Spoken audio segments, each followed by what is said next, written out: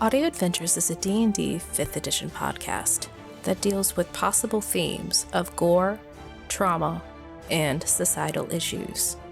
Specific trigger warnings can be found in the description. Listener discretion is advised. Last time on Audio Adventures.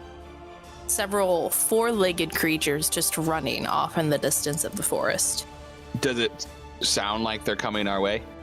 But they ride by so fast that they don't look past the thick trees. It looks like they're going to like a specific route. You find it pretty hard to fall asleep. The word Cloyopolis comes through. Mountains. And then these are very familiar voices. Lights flash in your eyes. And then suddenly you hear a third voice that is deep. Pretty familiar to you as well. A little more familiar than the man and the woman that seem to be carrying you. The last thing you hear is, "Boy, what do we have here?" We're still having Tomb make us look like Goliath, though, right? And Nyx speaks up. Well, why don't we have the smaller people be Goliath children?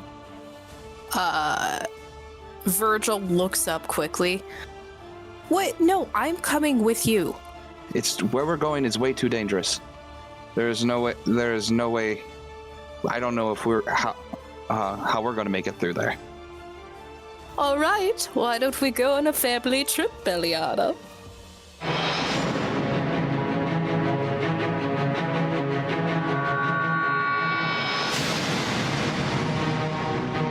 Hello and welcome to Audio Adventures. This is a D&D 5th edition podcast that is made by friends, with friends, and for friends. And if you clicked on us, buckle up. It's going to be a crazy magic carpet ride for you and me. This podcast is used by my nerdy friends and I to escape our lives for a time and act out some pretty ridiculous scenarios. And we are so glad to have you here. A couple things before we start. Our group loves the rule of cool, so I'm sure we will get rules wrong.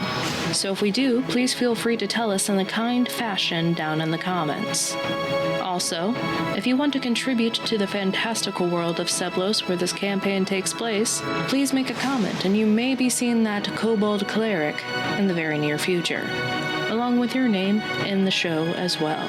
Now, please grab a seat and some popcorn, and let's meet our Wandering Vanguard. All right, why don't we go on a family trip, Belliada? She looks over at both of you. Ekman, don't say that. They already know her. What? We're not around them right now. Right. But don't be weird. Ugh. You know I can't do that. Yeah, fair enough. And Belliada looks at the both of you, kind of with her head cocked over to the side. So you might want to talk like a little deeper, sort of Goliath men sort of try to have really deep voices. I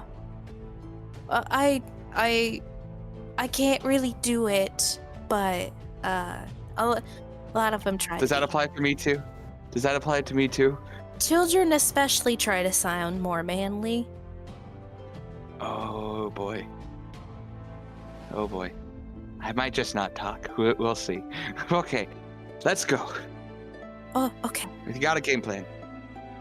She looks back up at the rest of you, going to the carpet. Well, just be careful. We do have eyes on the sky, as they say. There is a pretty large catapult. Some arrows. So if you, I don't really do the magic thing a whole lot. But if they see a cloud being weird, they'll probably just shoot at it. All right. I'll take note to be more cloud-like. Oh boy. This is gonna end poorly. Alright. It's gonna be interesting. Cool. So, y'all say your goodbyes, for the moment at least, and turn around and split ways. Redguest and Tavis getting on the carpet with Valentine, Koros, and Virgil, and Tomb, and Nyx. Or was Nyx going with the other people? Nyx was going with the carpet. Okay. So, large gang. Very large. Large and in charge. Gets on the carpet and zooms away. And you see as you guys get on the carpet and zoom away, the other group, Tibril, Ekman, and Beliana, looking like an interesting Goliath family as Ekman sort of like walks away with his like effeminate walking style, with his hips going back and forth, shimmy shabbying over. But as you guys go high above the cloud, what are you doing? I'm going to cast a major image on the carpet to turn it into a cloud. All right. And you see, and you can see.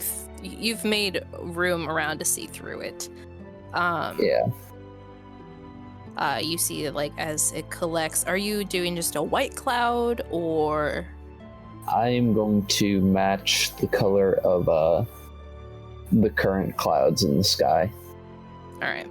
So you take a look around and you notice that the system of gray clouds that are hastily making their way with the large thunder starting to come over, and you make the cloud look in a similar fashion, lighting up in the cloud, gray and gnarly looking, lights up every so often with flashes of light to match the other ones. Okay. Is there anything you'd like to do before getting there, or? I got a 17 for my wild magic. Good. Roll again, friend. Gosh. Ooh. I need like a rolling table thingy to roll my dice. Yeah, like a rolling tower with like a attachment at the bottom. 91. Ooh, let me look up your wild magic. I'll do what I want to do after we find out what happens there. Cool. Really interesting. So, as you reach your hand out and your sort of multicolored magic extends out from your palm, it's sort of, and the cloud does come up and around you. The magic sparks all around you, and you prepare for the onslaught of whatever will happen, but nothing seems to happen.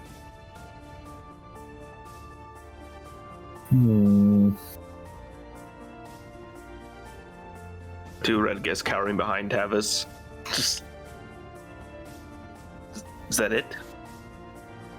Can I just say that is a bullet dodged if nothing happened? Well, be right back.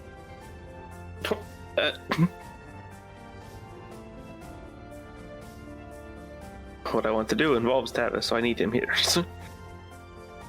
Pushes him off the carpet. Yes, and we all crash. Whoa! All right. Red Guest is playing the long con. Back. Yeah, he is. What would you like to do, Red Guest? You see all of this magic spark around and nothing seemingly happen. Is Tavis back? Yeah. Oh, sorry, did he leave? Yeah, I'm back. Oh, cool. Yeah, he's back.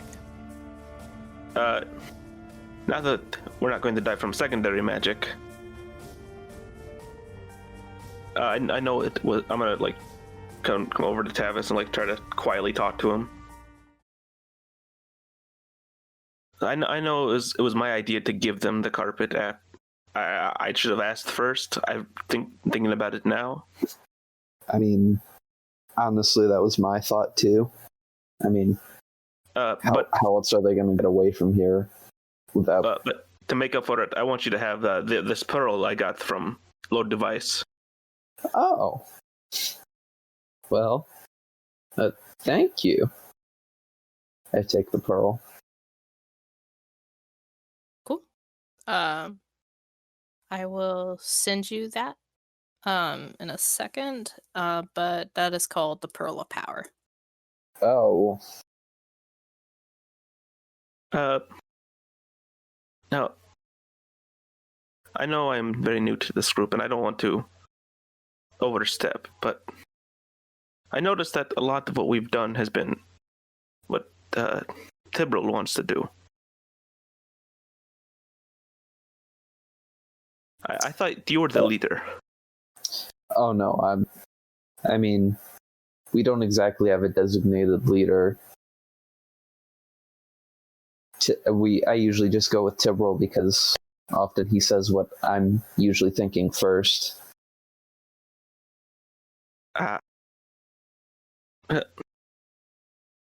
You're not at all worried about how successful we might all be now that they've gone to help someone that only Tybral really knows? I mean, I sort of know him too, but not well. But is it really worth jeopardizing? And I look over to Valentine, and then her bump, and then to Virgil, and then back to Tavis. I mean, we should be fine. They'll be up here, and not to mention what he did at Lord Device's. When he tried to steal the bag. I mean, it was his father's bag, and he kind of has been searching for his father, so he got a bit overexcited. I believe Tybral's heart is in the right place. I'm just saying, maybe we should look out for the group. True.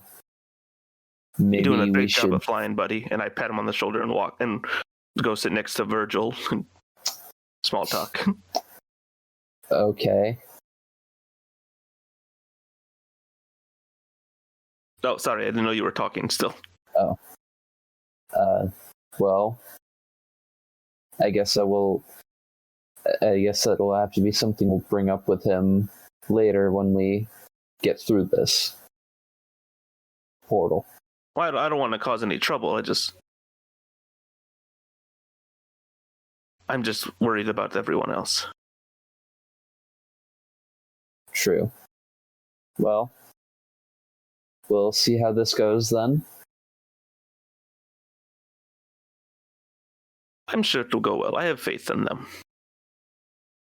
Me too. That's what I wanted to do. Cool. And I guess for the rest of the time, I guess I'll teach Valentine, well, anyone who wants to learn how to fly the magic carpet to fly the magic carpet. All right. And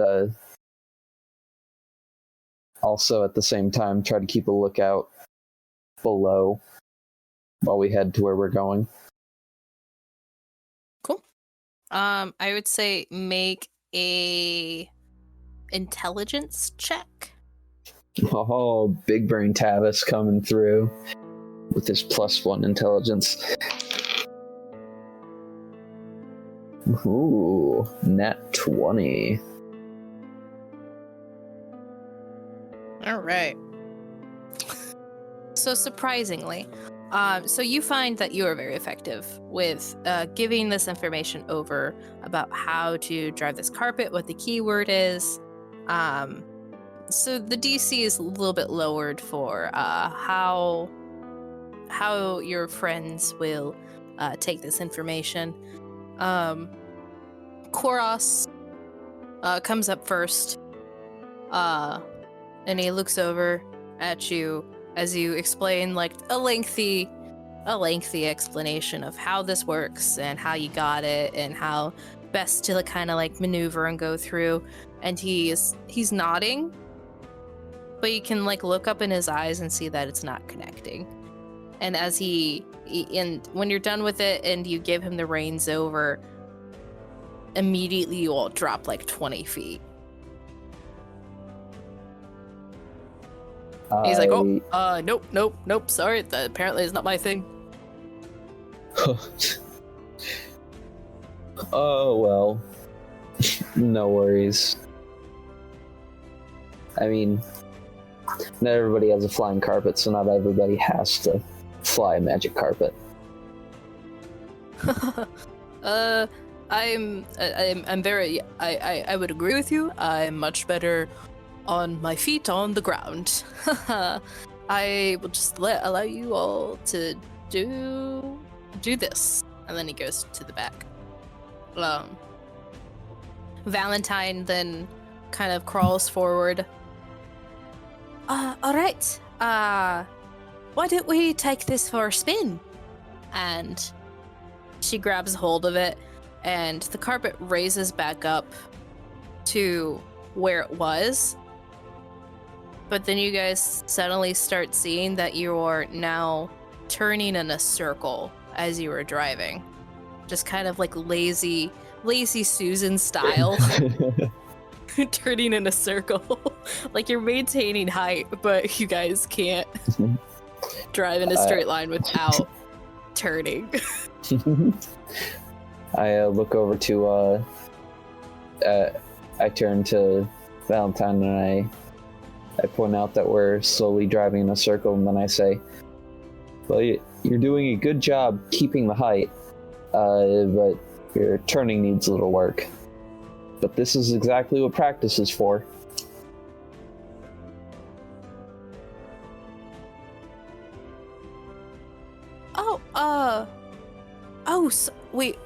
It seems that we are,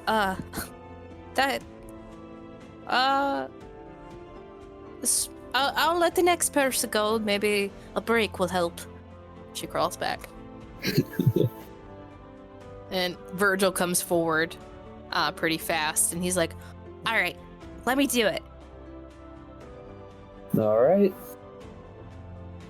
And you give he's listening to the same spiel, and he grabs a hold, and you guys immediately go up about 20 feet, and then continue driving in the same pace. And he looks over, and he's like, with his face is just a gasp. He's like, his mouth is dropped open, and his eyes are like sparkling almost. And he looks over.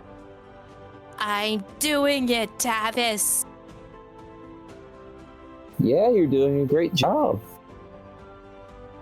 I love this carpet. It is a very nice carpet. Just be sure to always remember to keep looking forward and just be aware of your surroundings. Oh. As you say that, he kind of like, he was like looking down over the edge, and the carpet was kind of like veering down. And as you said that, he like looks back up. He's like, oh, okay, cool. And after a little while, the carpet kind of like starts jittering a little bit. And he's like, Tavis, why don't you take over? I take over. Is there anybody else who would like to try driving?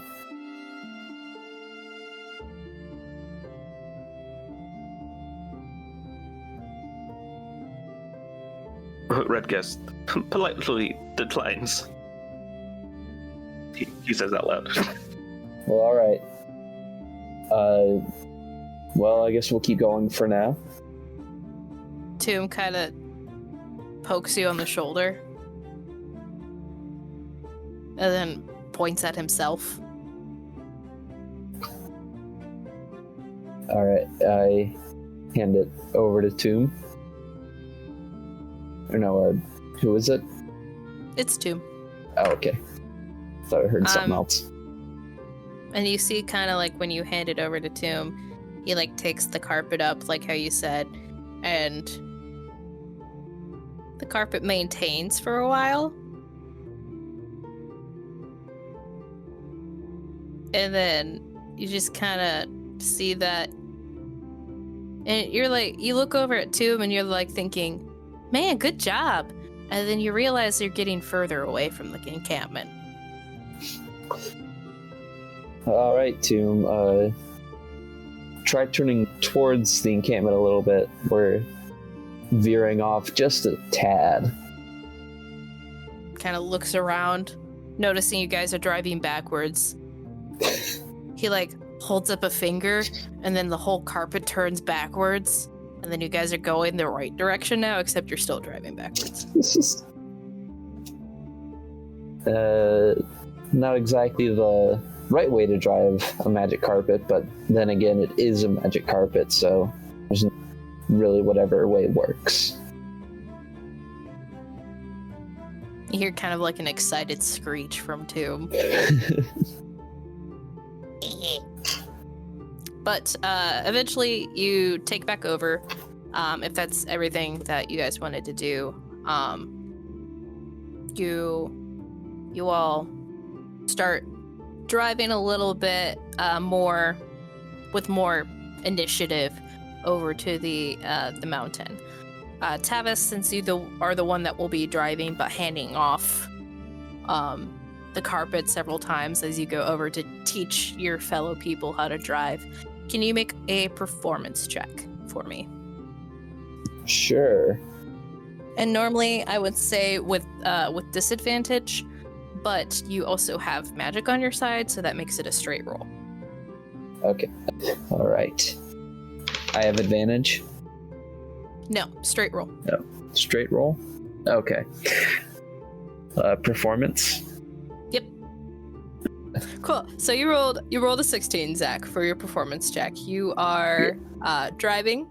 You are teaching others to drive. It is your very own driver's ed edition for Magic Carpet.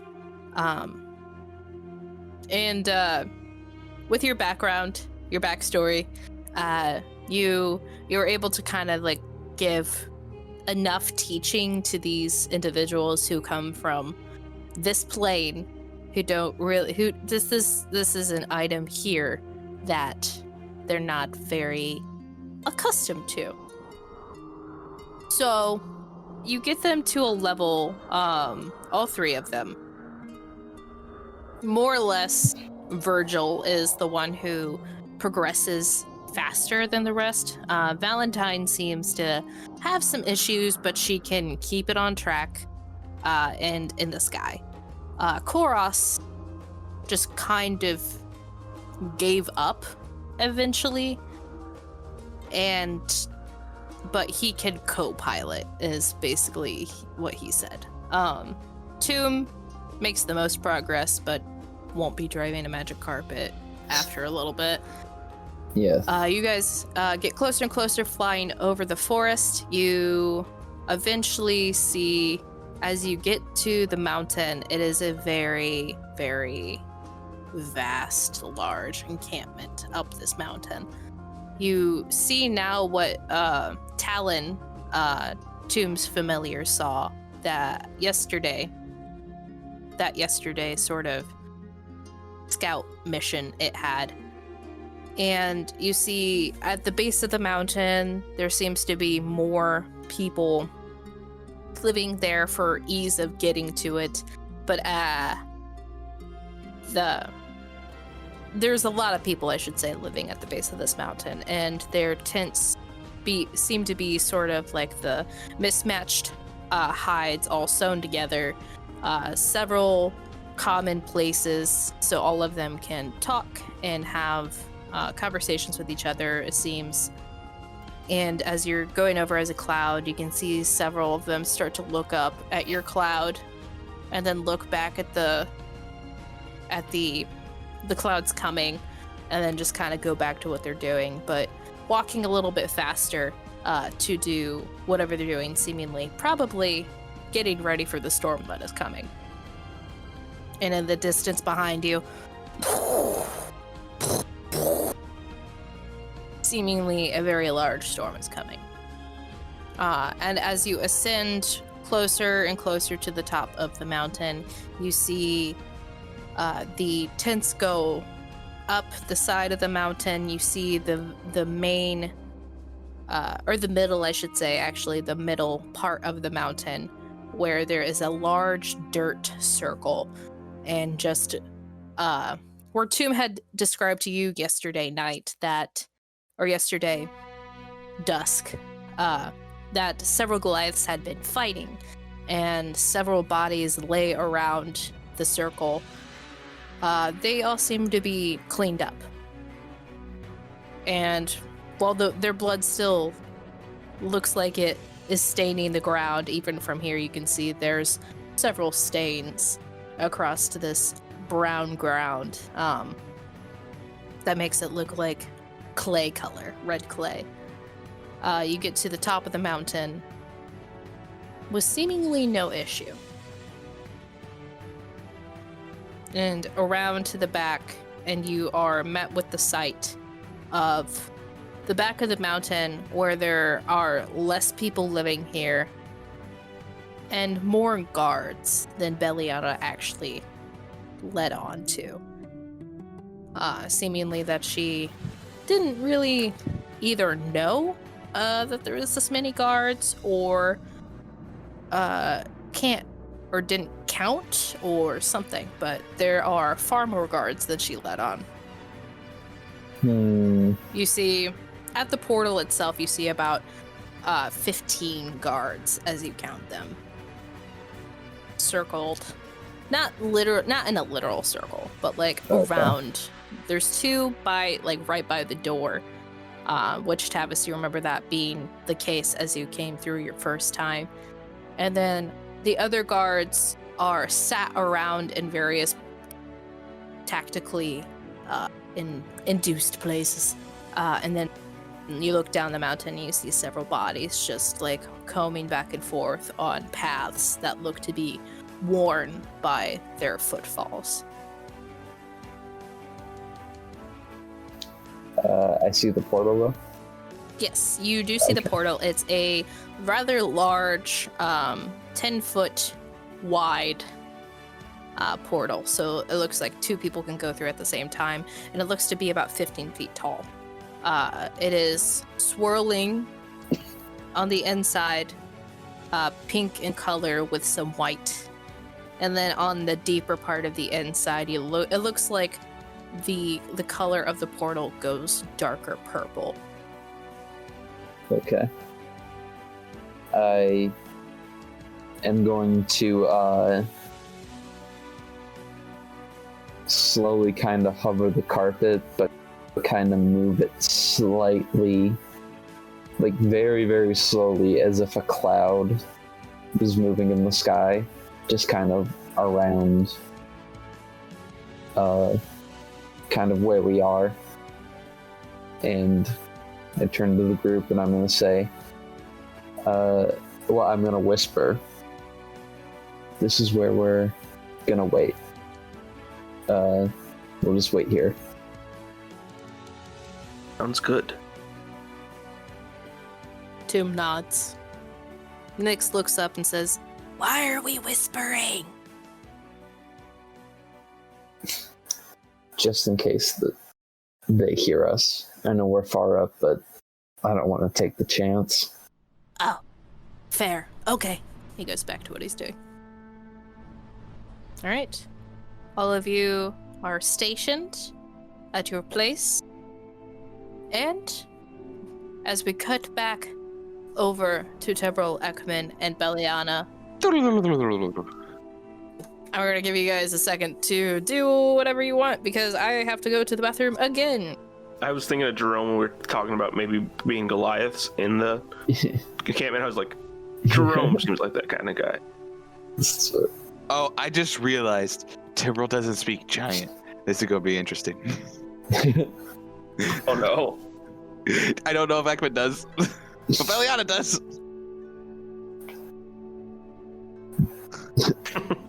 You know, if you act mute, maybe you can get through easier. That's why I'm like wondering, should I act like my tongue's cut out or something? Or are we Goliaths from another village up the road? Act like you got a sore throat. I act like I got COVID. I got the itis. Yeah. That's it. Tough acting to actor. Right. Yeah. To do the throat punch routine that Tavis and I did on that one side quest. Oh yeah. I'm sorry. What? You just punch each other in the throat, and then be like, oh, well, we just make noises as what in front of the people, so they understand that you can't talk because you just got punched in the throat. It worked. That's fair. Cool. So we leave the carpet up there in their set position above the portal, and we cut down to the base of the mountain with Beliana and Ekman and Tibril. Tibril being a tiny Goliath child. Little child. Little I'm baby gonna be boy. like, okay. What? So, nobody here would know who we are. Do we want to say? I'm gonna look at Ekman. Do we want to say like we're a family or a father and son from a different? Do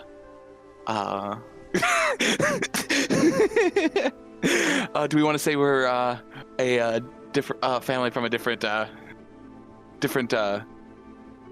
village? Then we got separated from our clan. What's our story here? You're better at this than I am. All right. Beliana, you guys are probably about 40 feet away from the entrance. You can kind of look over and see the two Goliaths at the wooden gate entrance, just kind of standing there with their handmade spears. In a similar sort of looking loincloth-esque fashion, they're the leather skirt fashion. Ekman looks back.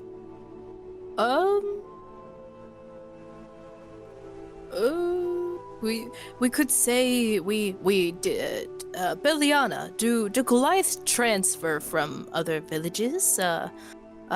Sort of, to see what other villages are doing, or other villages, we could say we transferred from the southern village, or something. Beliana kind of thinks.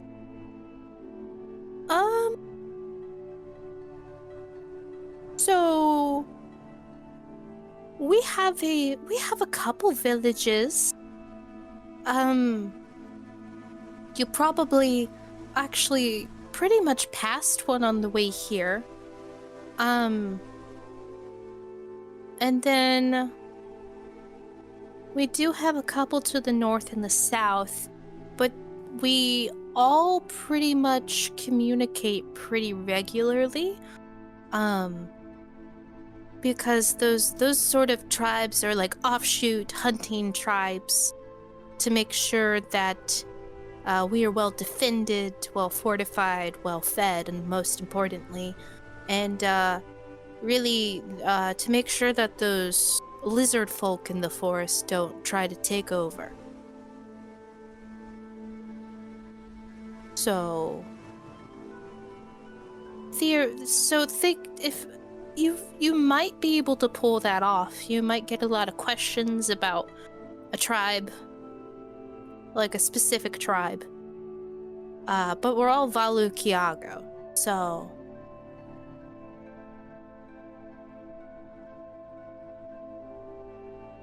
Well, good as plan as any. Let's try to not talk to as many people as we can. To the least amount of people. So the plan is, we gotta go find where they're holding. Why can't I remember his name? Peter can't remember his name. Fellery? Fellery. Yeah, we gotta find like where Fellery. celery? Oh, that's right. It's right. I remember now.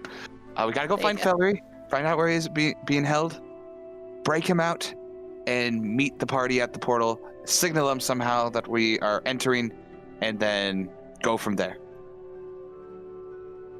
Okay, so I just say you're from one of the neighboring villages, and why would you come? Maybe we got you could say like we got attacked by some lizard folks and got split up, and didn't know where we were, then ended up here, or something to that effect.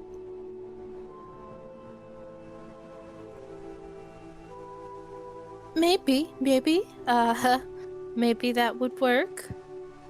You don't sound confident, but all right. I mean, worst thing is that I say that I have to go talk to the elder, and we run up the mountain or something. Good plan. I like this. Alrighty. Again, All right. Still holding Ekman's hand, like way above my head, type of thing. It's not like way above. It's like your arm is. Elbow at a 90-degree angle. Yeah, like your elbow's at a 90-degree angle holding his. It's like, it's not that bad. Alright, so you all start walking up. There's not a whole lot of people going in and out, but as you walk out, you see there's two Goliath men standing at the entrance, and you can see the one on the left is slightly smaller than the one on the right, but they both seem to be of similar build. The one on the left being slightly smaller, a little bit more lean, it looks like, than the one on the right. Both of them have shaven heads and fairly similar looking straight, and their marks are like severe and straight looking, coming to like severe tips at places all around their body, holding both of their spears in their right hands. And as you walk up, the bigger one on the right speaks up. Beliana, you come back with more Goliath than when you left.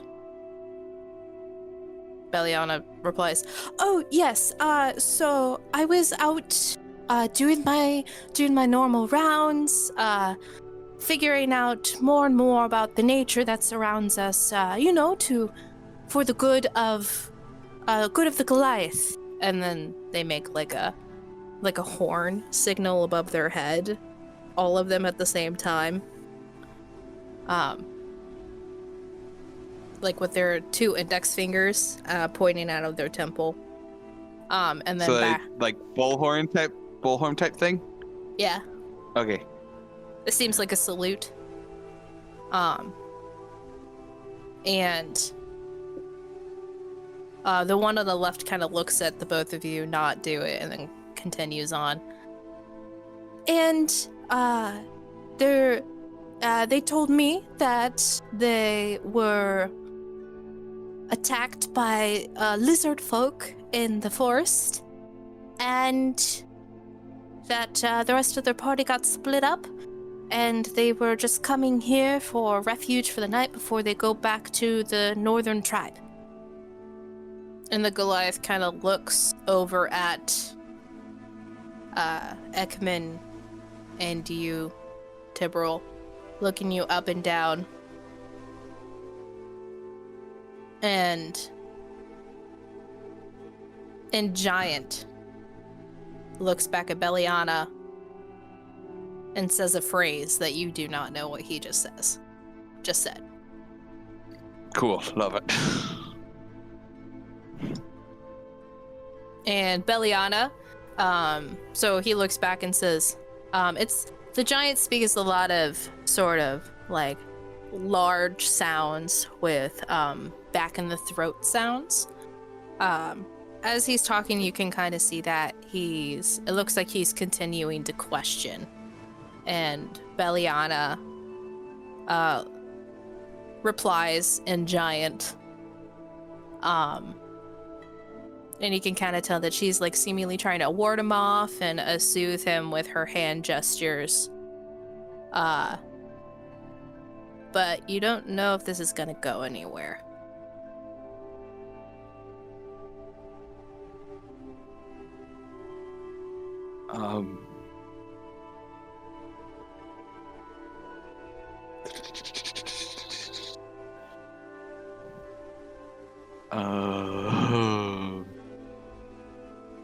You can kind of see Ekman look down and like squeeze your hand and then look back up.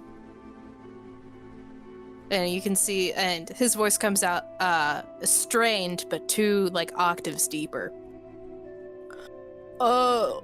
You see, our hunting trip, as Beliana is saying, was attacked, and we thwarted those nasty lizard folk, and we were just separated. We just want to share a tent with our brothers and sisters for the night, and go back to the northern tribe. No brother or sister was lost. Just some rest. And my little tyke here would appreciate that very much, as well as I.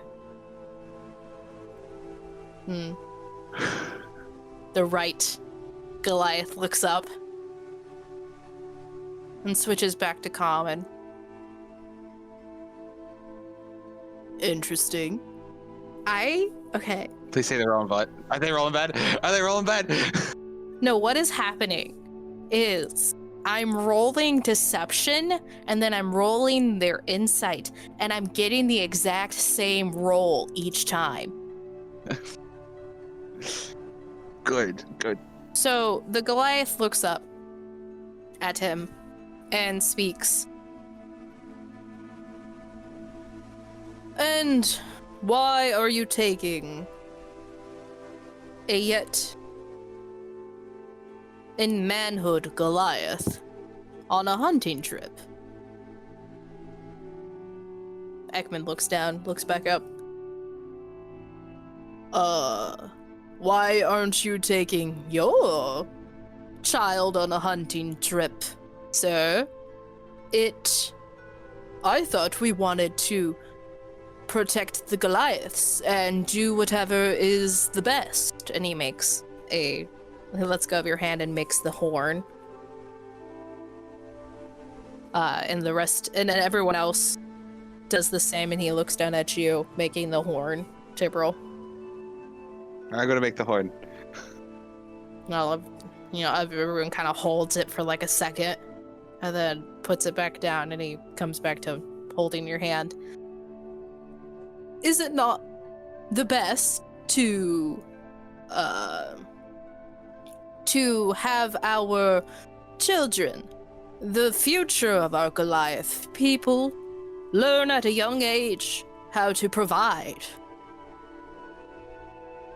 Oh man, this is where Peter really hates not having a high charisma. Oh man. Oh.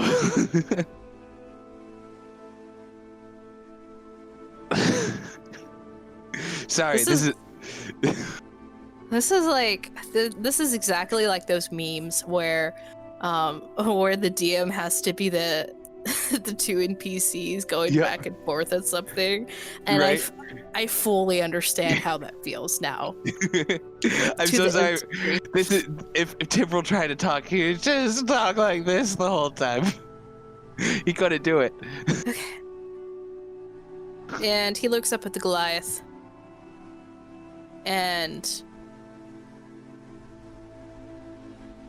that Goliath, his right eyebrow starts to go up as he looks back and then looks over to his right, to the Goliath on your left.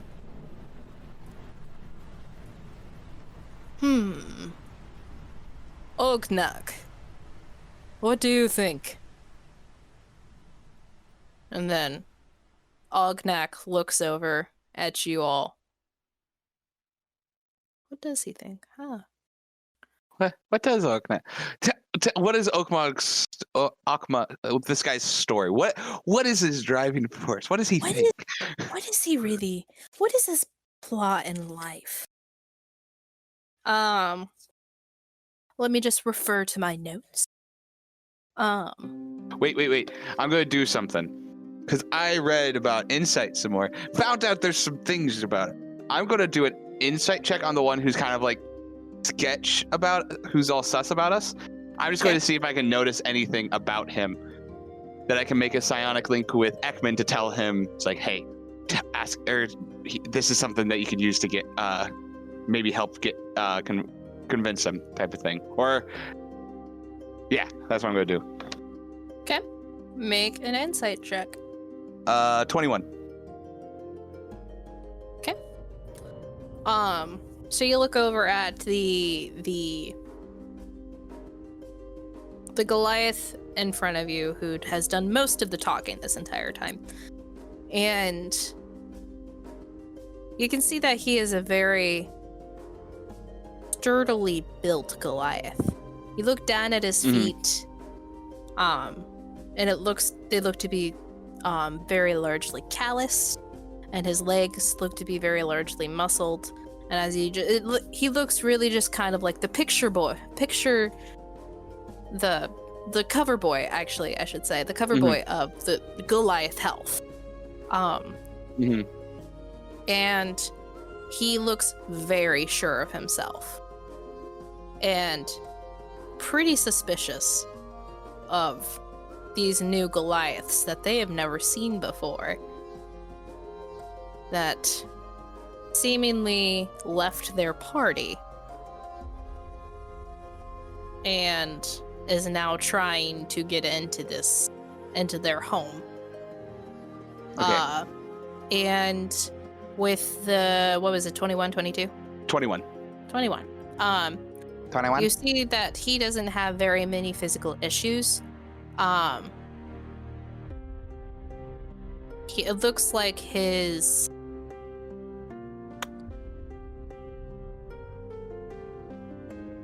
is kind of standing a little bit more on his right leg than his left.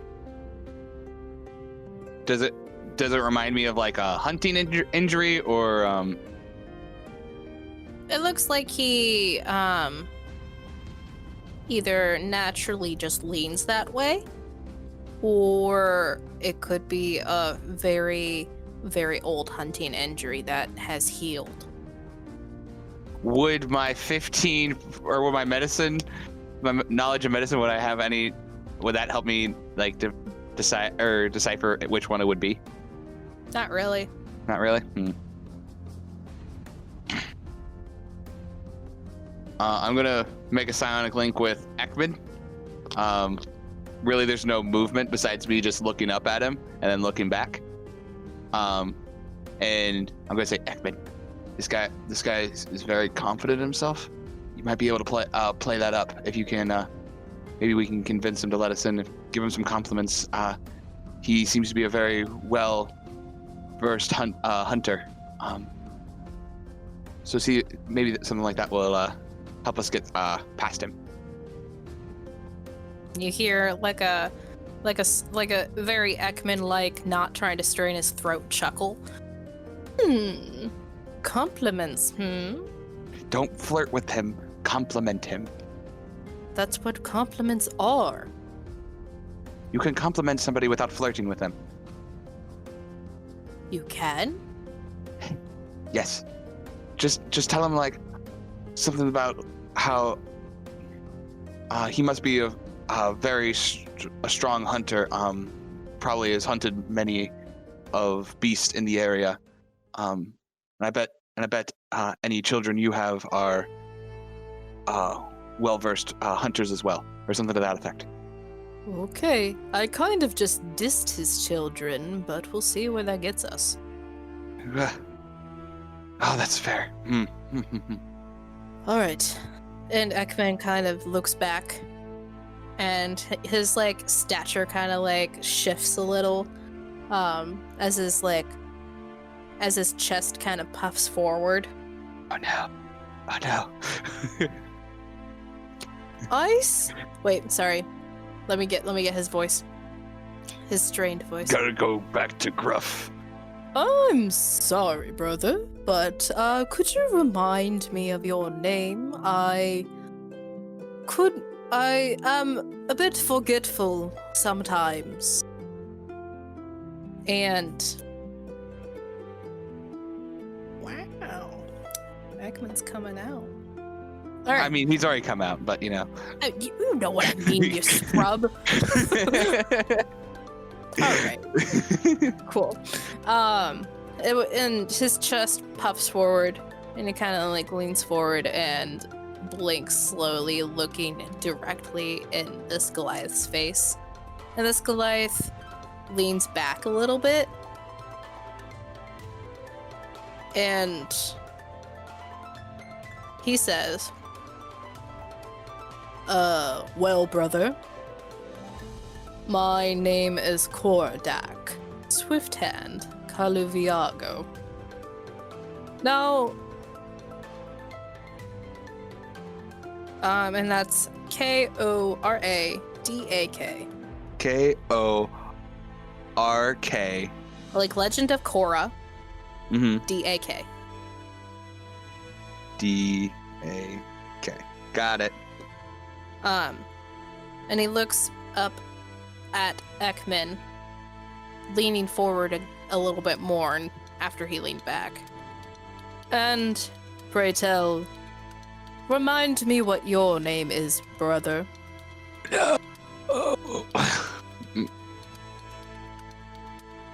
Oh, my name is Arok Dayweaver Kaluviago. You don't know me?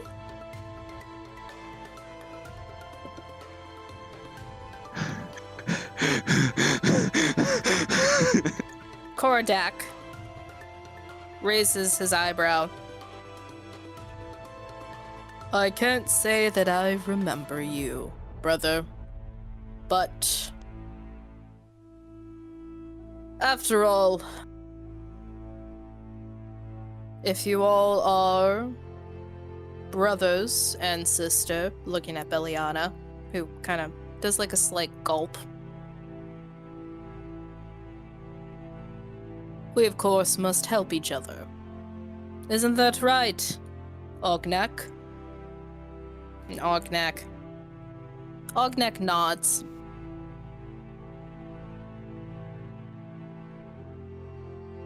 And he says, why don't we let them in and assign them a tent? That is a great idea, Ognak. And they step aside, and then Kordak yells back in the direction of in the inside direction of the encampment. Kurok, come over here. And you do hear a small little like, huh? And a smaller than the two at the gate, Goliath, as these two were pretty sturdily built, comes over, and his markings are a little softer. You can kind of tell that these kind of go with their personality a little bit. And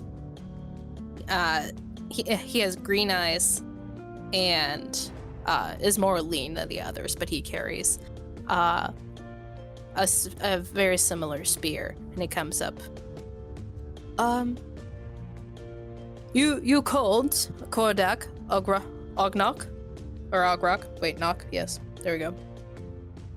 That was Sam. You called? And Kordak looks back. These fellow brothers from the northern tribe say that they have been separated from their hunting group and would like asylum in our encampment for the night. For the day, I guess. They want to spend the whole day here instead of go home.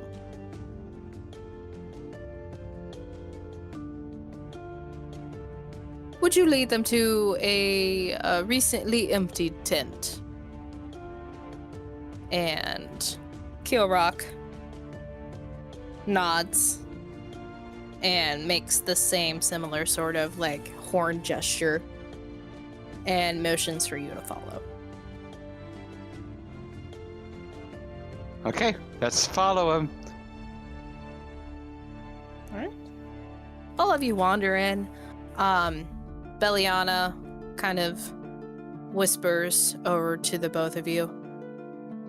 I had no idea if that was gonna work. After she says that, I'm gonna make it sonically with her. Let's talk in here so that way it's quieter. She repeats the same phrase. I had no idea that was gonna work. You're telling me. Why are you whispering if it's in our heads? I'm panicking right now. Sorry. Yeah, I'm surprised too. Thankfully, Ekman is way better with words than I am. And Ekman kind of whispers. I mean, I think I did a pretty great performance for not knowing a single thing about this tribe. I'm going to shush him. And then it's like, I'm going to say, let's talk more when we're in the tent. All right. And Kilrock looks back as Beliana says, all right. And he kind of like waits a little bit and falls back in step with all of you. Beliana, I'm glad to see you back. You found these two out in the woods, huh? Oh, I guess you all can speak for yourselves. You all were separated from the northern tribe, right? Looking at Ekman and you. I'm going to just shake my head yes. Just like go a nod yes. Ekman kind of yes, we were fending off a very large attack off of those lizard folk fiends. Very, very bad, very bad. We did it easily, but we got separated somehow. And we were closer to this larger encampment than we were to our hunting encampment, and we thought it might just be good to see our brothers and sisters we don't really see. Kira kind of nods. Oh, well, that is very nice of all of you. The northern tribes sort of keep to themselves. It would be nice if we all got together for more of a family reunion, more than we usually do. I think Kavaki would like that more if we all knew each other a bit better. Now, in this sort of encampment, and you guys are walking and talking this entire time, and he's leading you up through the mountain, and you see several Goliath women and Goliath children sort of making food, weaving baskets, cleaning in some way. And the Goliath men are doing their part as well, helping their wives, their children, their friends, and it looks pretty calm. And then, as you pass one of the the tents kind of all circle around and cluster around a main common area, and you can kind of tell that this is used to like make sure that everyone has like a place to like meet with each other, and it seems to be like social interaction is a very important part of this Goliath culture. And as you pass, you see some Goliath waving to Beliana, and some Goliath kind of eyeing you. Oh no! The Ekman and several up and down, and then just letting it go as soon as they see Kararok kind of make eye contact with them, and just hold eye contact as they walk past. Tibril in his head just goes, "Oh no!" It seems very much like a situation where they have to hold their own authority within each sort of like it's like a test to see who's braver or stronger each time they interact. And you can kind of tell the women do it too as you're passing, but the men do it in a more physical manner, because as you passed one of the clusters of tents, you see two Goliath, and speaking in giant shout two phrases, and then just fists start flying. And none of the other Goliaths around seem to even almost look up at this. And as the sounds of fighting get further and further away, you were led up to like almost the mid part of the mountain, and there is and led into one of the clusters off to the right side of the mountain, away from the main trail going straight through up the mountain to the top. And you were led off to the right into one of the clusters and into a tent that seems to be newly vacated. And Kararok opens the flap and allows you all inside, and Beliana waits on the outside. Okay. Two questions. Would Tipper remember how long Tomb told him that this spell lasts? So the amount of time it took for you to talk to the Goliath at the gate probably would have ate up about 20 minutes. And we're probably at the first hour mark. Somewhere around, roughly. And as you're leading up the mountain, it probably would be hitting the 40-minute mark. That's what I was thinking. Okay. And while we were walking, how close was the storm? The storm is now almost here. As you are led into the tent, and Kararok walks in with you, but Beliana stays outside. Okay. You hear, and the wind sort of starts to, and Kararok looks outside, looks back in. You all probably better buckle down for the night. It seems that a large storm has just made it here. And Ekman nods. Thank you so much, brother. It's very nice to meet you, Kararok. Kararok nods and then exits the tent. And you look around and you see it is very simple, plain. Set up in the back of the tent, there are several skins, and there are sort of just like several knickknacks of carved wood and spears. All right, cool. Ekman, okay. Yes. Great job. Loved all you did. Did great. But I need you to do something real quick. All right. I think we need, with this storm coming, we need to get everybody inside the portal fast. So I'm going to send a message to them to jump off the magic carpet, get inside as fast as they can and as stealthily as they can. Then I think we can use the storm as cover to find Fellery. Alright. Sounds as good idea as any to me. All right. I need you to take one of those furs and cover me up. Alright. Make sure we don't need anybody to see any glowing in here. Alright. And he So, takes you back to where the pelts are, and they smell pretty musty. They don't get washed often, and by washing, it's probably just pounding out the dust. cool.